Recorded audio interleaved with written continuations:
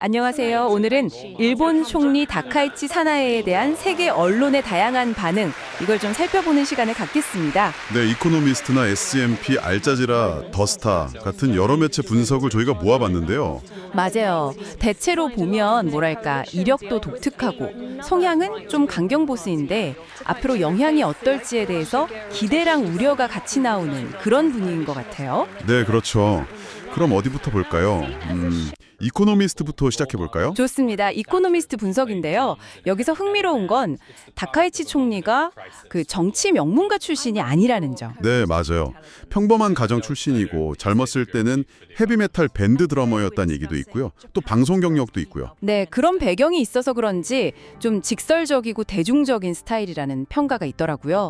근데 정치적 롤모델은 또 마거리 태처라고 하고. 아베 신조 전 총리의 후계자로도 많이 불리잖아요. 그만큼 이제 강경보수 노선을 따를 거라는 예상이 많죠. 그렇죠. 그럼 정책 방향은 구체적으로 어떤 걸 예상하고 있나요? 역시 국방 예산 증액 같은 강경한 안보관이 눈에 띄고요. 또 아베노믹스를 계승하는 듯한 그런 확장 재정, 통화 정책도 예상되고요. 사회적으로도 좀 보수적인 색채가 강하죠. 부부 별성 금지 유지 같은 거 보면요. 네, 맞아요. 근데 이코노미스트는 그 트럼프 같은 그런 포퓰리스트라기보다는 오히려 기존 질서를 지키려는 약간 구식 보수주의자에 가깝다, 뭐 이렇게 분석하더라고요. 그렇군요.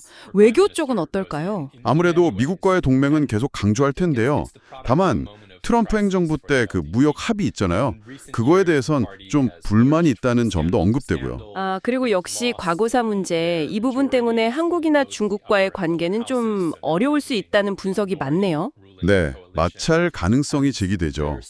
그리고 당 내부적으로도 그 자민당 내 온건파와의 관계 설정이나 또 새로운 연정 파트너와의 협력 문제, 이런 것도 좀 과제고요. 당장 물가 문제 같은 민생 해결 능력도 시험대에 오를 것 같고요. 맞습니다.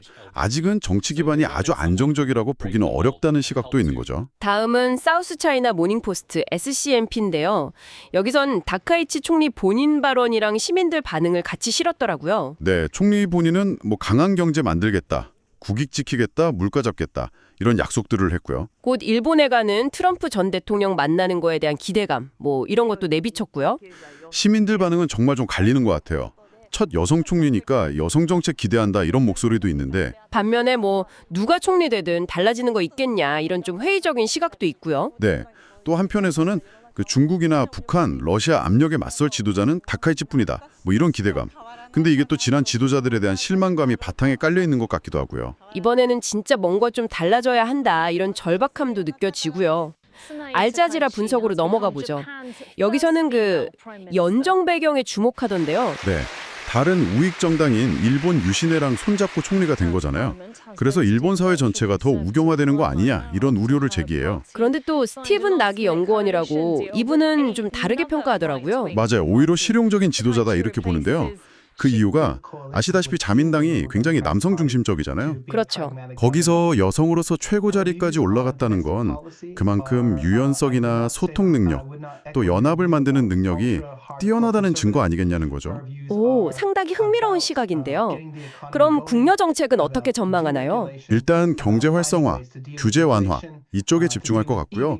다만 다문화주의보다는 좀 일본 고유의 문화나 정체성을 강조하는 쪽으로 갈 가능성이 높다고 봐요. 외교는 역시 미일 동맹 강화 기조를 유지하겠죠? 네, 그러면서도 중국과는 필요하면 관여는 하는 약간 실리적인 접근을 할 거다, 이렇게 예상하고요. 첫 여성 총리라는 상징성 말고 실제 정책에서도 좀 여성 관련 변화가 있을까요?